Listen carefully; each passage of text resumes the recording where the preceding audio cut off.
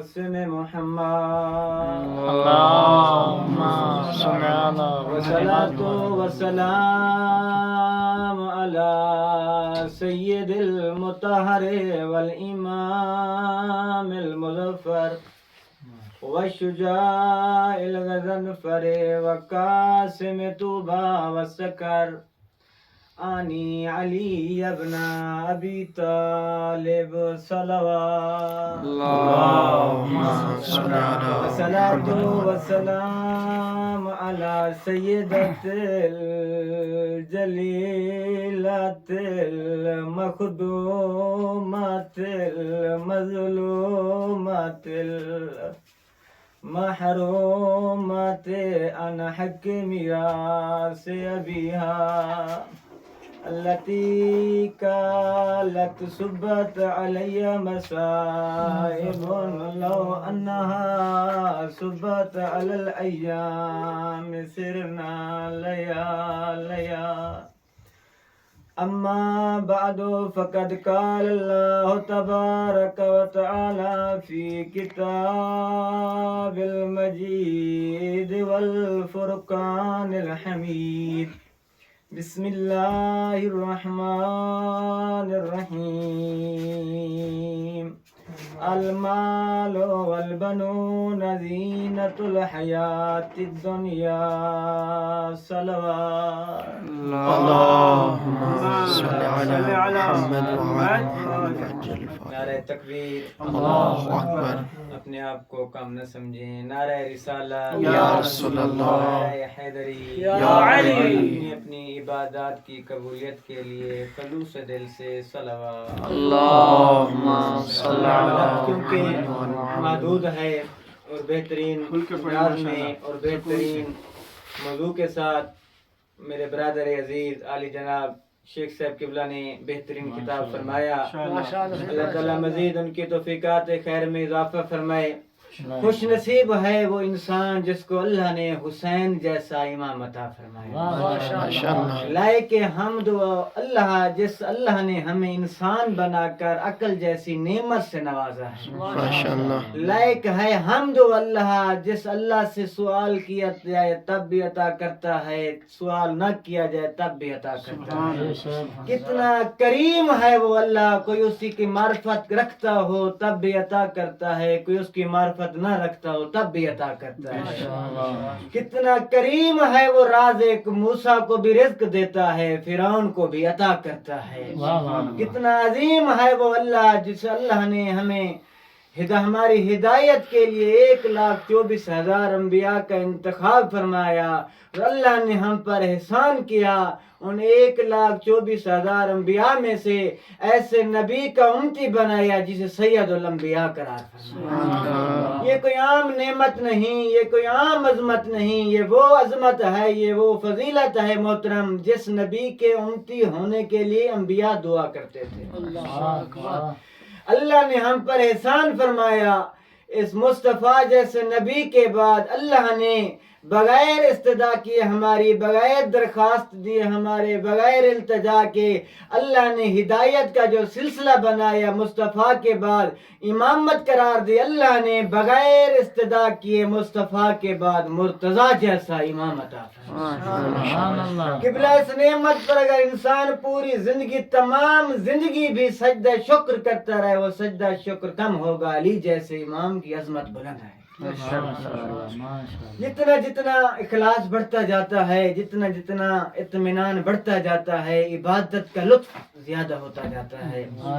کیونکہ علی ہمیں مل گیا, پھر علی کے امامت کے بعد اللہ نے شاہ نجف کی نگری بھی عطا کر دی. یہ بھی کوئی عام کم نعمت نہیں, یہ کم رتبہ نہیں, یہ کم سعادت نہیں. خدا گواہ ہے انبیاء بھی اللہ سے اذن لے کر اس دروازے پر آتے ہیں. اللہ نے علی جیسے امام کی نگری نصیب فرمائی. بس دعا کرنا چاہیے جس خلوص سے انسان آتا ہے اسی خلوص کو برقرار رکھ سکے. ایک میں نے واقعہ پڑھا, اس خلوص کے حوالے سے وہ لفظ آیا اور میرے ذہن میں آ گیا. اگر آپ کے لیے گنا نہ گزرے تو میں عرض کرتا جاؤں.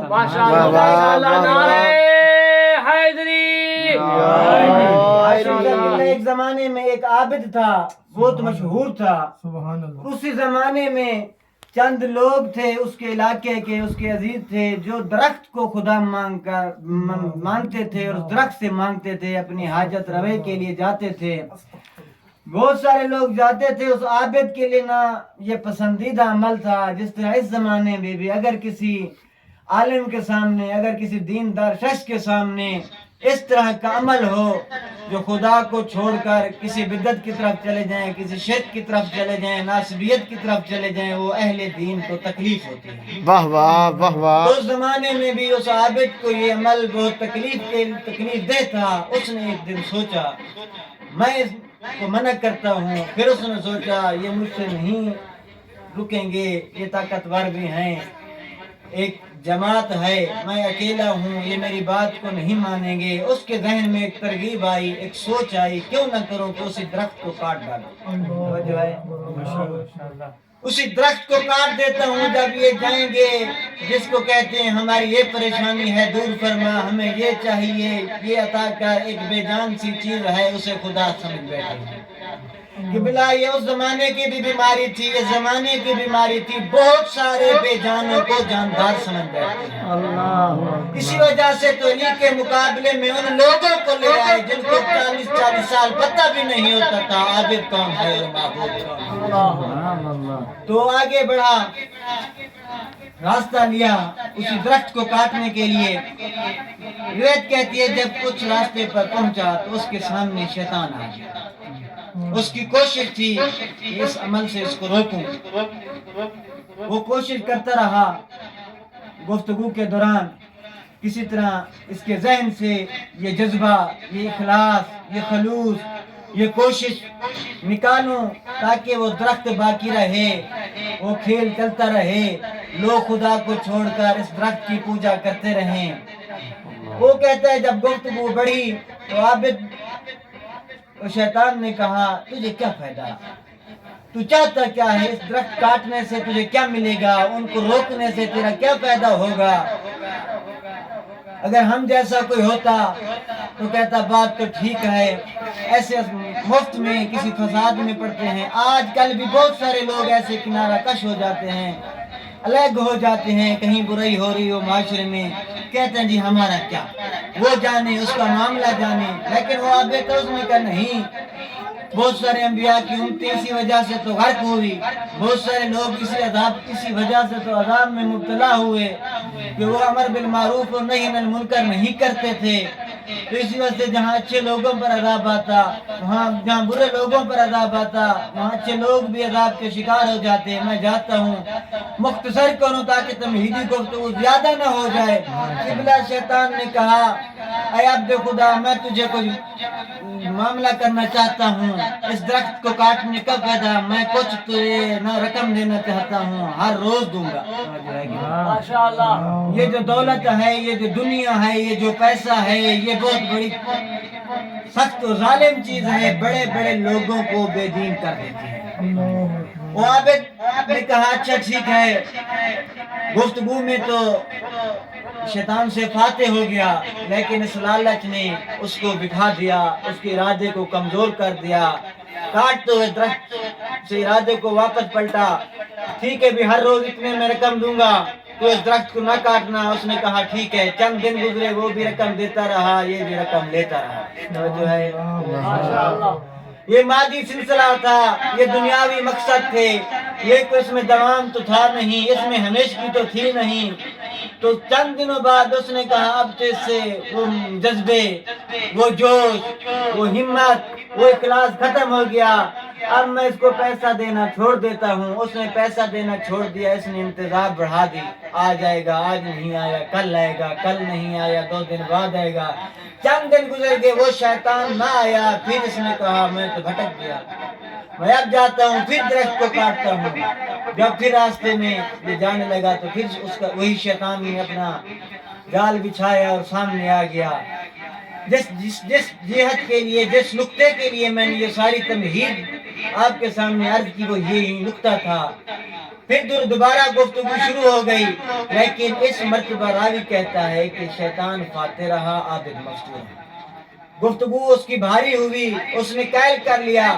جب معاملہ اس کے حق میں گیا، اس عابد نے کہا ایک بات بتا، جب پہلی مرتبہ تیری اور میری گفتگو ہوئی، میری گفتگو وزنی تھی، میں فاتح رہا، تو مفتور رہا، آج برعکس ہے، تو فاتح ہو گیا ہے، میں مفتور جو ہے کتنا ماشاءاللہ میں مفتوح ہو گیا ہوں، وجہ کیا ہے؟ اس شیطان نے کہا یہ وجہ میں نہیں بتاتا۔ اس نے جب بار بار اصرار کیا تو اس نے کہا ایک وجہ ہے، اس وقت تیرا خلوص تھا، تو خدا کے لیے آیا تھا، درخت کاٹنے دنیاوی لالچ کے لیے نہیں آیا تھا۔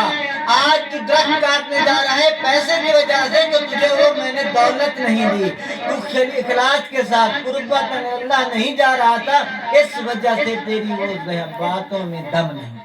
واہ واہ واہ واہ واہ جب خلوص ختم ہو جاتا ہے تو انسان بستر سے بھی نہیں اٹھ سکتا، چاہے بستر سے اٹھ جائے تو مسجد میں مجلس میں بھی وہ مرتبہ نہیں ملتا جو خلوص سے ہوتا ہے۔ تو آج کی محفل، آج کا جمعہ، آج کا دن، ہم اپنے لیے، میں سب سے پہلے اپنے آپ کو مخاطب ہوں، ہم اسی ذکر کے صدقے میں خالق سے دعا مانگتے ہیں، علی کے وسیلے سے اللہ ہمارے خلوص کہیں ماند نہ پڑ جائے، ہمارے خلوص کو ترقی عطا فرما جو علی والوں کو عطا کرتا ہے۔ بس انہی الفاظ کے ساتھ میں اپنے موضوع کی طرف آؤں۔ جس آیت کی میں نے تلاوت کے قبلہ ذکر کیا، شرف حاصل کیا، خالق اکبر فرماتا ہے المال والبنون زینت الحیات الدنیا، اللہ فرماتا ہے مال اور اولاد دنیا کی زینت ہے۔ توجہ ہے آج؟ ماشاءاللہ ماشاءاللہ مال اور اولاد دنیا کی زینت ہیں، تو قبلہ المال پر بھی الف لام ہے اور البنون پر بھی الف لام ہے، ہر مال بھی زینت نہیں، تو جو ہے واہ واہ ہر اولاد بھی زینت نہیں، مال بھی خاص زینت ہے، اولاد بھی خاص زینت ہے، قبلہ مال بھی وہی زینت بنتا ہے جو خدا کی راہ میں بنتا ہے، اور اولاد بھی وہی زینت بنتی ہے جو حقیقی حسینی ہو۔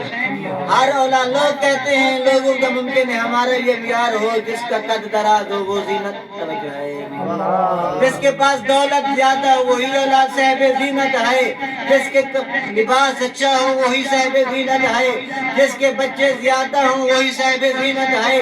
نہیں، آزاد علماء کرام کا مجمع ہے، یہ الف لام تعریف کی سمجھیں یا تخصیص کی سمجھیں، وہ اولاد زینت نہیں، بلکہ جب سیرت اہل بیت کا مطالعہ کیا جائے، امیر المومنین کی ایک دعا ہے جس میں مولا امیر نے بتایا ہے کون سی اولاد زینت ہے اور کون سی اولاد ہونی چاہیے۔ مولا امیر علیہ السلام کی بہت طویل دعا ہے، اس میں سے میں ایک جملہ عرض کرنا چاہتا ہوں۔ مولا فرماتے ہیں اللہ مجھے وہ اولاد عطا فرما کہ ایسی اولاد ہو جس کو دیکھنے سے میری آنکھوں کو ٹھنڈک نصیب ہو۔ کس طرح کی ٹھنڈک؟ مولا فرماتے ہیں کہ وہ ایسی اولاد ہو جو اللہ تیری فرما بردار ہو، جب تیری مطیع ہوگی، تیری فرما بردار ہوگی، جب علی ایسی اولاد کو دیکھے گا تو علی کے چہرے، علی کی آنکھیں ٹھنڈک محسوس کریں۔ حسن الوجہ والی دعا نہیں مانگتے، خوبصورت چہرہ والی فرماتے ہیں اللہ ایسی اولاد عطا فرما جو تیری فرما بردار ہو۔ تو اللہ نے اس آیت میں فرمایا مال اور اولاد زینت ہیں، خدا کا شکر کیا جائے کہ اللہ نے ایسے ائمہ عطا فرمائے ہیں جو علی جیسے ہیں، حسن جیسے ہیں، حسین آقا جیسے ہیں۔ اولاد اللہ نے جو علی کو عطا کی، نہ آدم کو عطا کی ہے، نہ نوح کو عطا کی ہے، نہ ابراہیم کو عطا کی ہے۔ خدا گواہ ہے، پوری تاریخ کا مطالعہ کر لیجئے، کسی نبی کی اولاد کے بارے میں، کسی وسیع کی اولاد کے بارے میں ایسے احکام اور ایسا احترام نازل نہیں ہوا جس کے بارے میں زہرا کا بابا فرماتا حسین منی وانا من الحسین، حسین مجھ سے اور میں حسین سے۔ کسی نبی کے بارے میں، کسی نبی کی اولاد کے بارے میں یہ نہیں آیا کہ حب ہو ایمان، ان کی محبت تو ایمان ہے، ان کا بغض تو کفر و نفاق ہے۔ یقیناً اس آیت کی ضمن میں قبلہ ایک روایت ملتی ہے، زین بہت لمبی روایت ہے کیونکہ وقت تیزی سے گزر رہا ہے۔ مولا امیر فرماتے ہیں لکل شیء زینت، ہر چیز کے لیے زینت ہے۔ صلاۃ اللیل زینت الآخرہ، نماز شب آخرت کی زینت ہے۔ الشکر زینت الغنا، لیکن یا کی زینت شکر ہے۔ فقیروں کو زینت صبر ہے، اس طرح کی طویل حدیث ہے۔ تو رسول خدا نے فرمایا زینت الارض الرجال، مقصد زینت سمجھاؤں یعنی فقط بھی زینت ہے خواتین اور جو ہے خوبصورت شادی نگاہ میں تھیں، لیکن زہرا کے بابے نے فرمایا زینت الارض الرجال، زمین کی زینت اللہ نے مردوں کو بنایا۔ الرجال پر بھی الف لام ہے، ہر مرد نہیں۔ آدم کے زمانے میں اللہ نے آدم کو زینت بنایا، نوح کے زمانے میں اللہ نے اپنے خاص بندے نوح کو زینت بنایا، ابراہیم کے زمانے میں اللہ نے ابراہیم کو زینت بنایا، یوسف کے زمانے میں اللہ نے جناب یوسف کو زینت بنایا، مصطفیٰ کے زمانے میں اللہ نے سید الانبیاء کا تمغہ دے کر یہ تاج پہنا کر اللہ نے مصطفیٰ کو زینت بنایا۔ اسی حدیث کے آخر میں جو جملہ ہے زینت الارض الرجال وزینت الرجال علی ابن ابی طالب، اللہ نے تمام انبیاء کو اپنے اپنے زمانے کی زینت بنائی۔